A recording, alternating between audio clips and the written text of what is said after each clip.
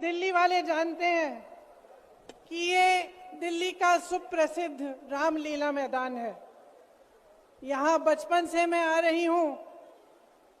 हर साल दशहरे के दिन यहाँ इसी मैदान में रावण के पुतले का दहन होता है। मैं छोटी थी तो अपनी दादी जी इंदिरा जी के साथ आती थी, उनके पैरों के पास जमीन पर बैठ के देखती थी। उन्होंने हमारे देश की ये प्राचीन, हजारों वर्ष प्राचीन गाथा जो रामायण है, भगवान राम जी की जीवन गाथा मुझे सुनाई। आज जो सत्ता में है वे अपने आप को राम भक्त कहलाते हैं। इसीलिए यहाँ बैठे हुए मेरे मन में ये बात आई कि उनको इस संदर्भ में कुछ कहना चाहिए। मुझे लगता है कि वे कर्मकांड में उलझ गए हैं। मुझे लगता है कि वे दिखावे में लिप्त हो चुके हैं। इसीलिए मैं आज यहाँ खड़े होकर उन्हें याद दिलाना चाहती हूँ कि वो हजारों वर्ष पुरानी गाथा क्या थी और उसका संदेश क्या था।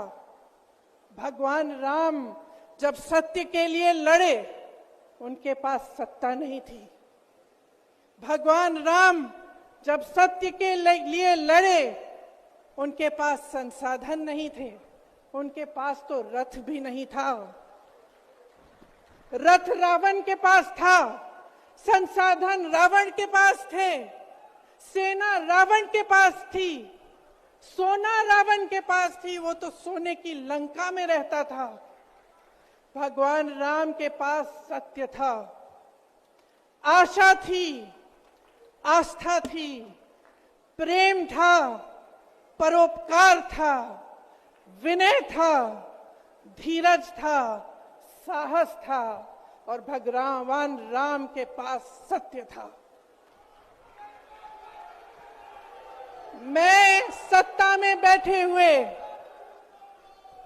सरकार के जितने भी सदस्य हैं, अपने प्रधानमंत्री नरेंद्र मोदी जी को याद दिलाना चाहती हूं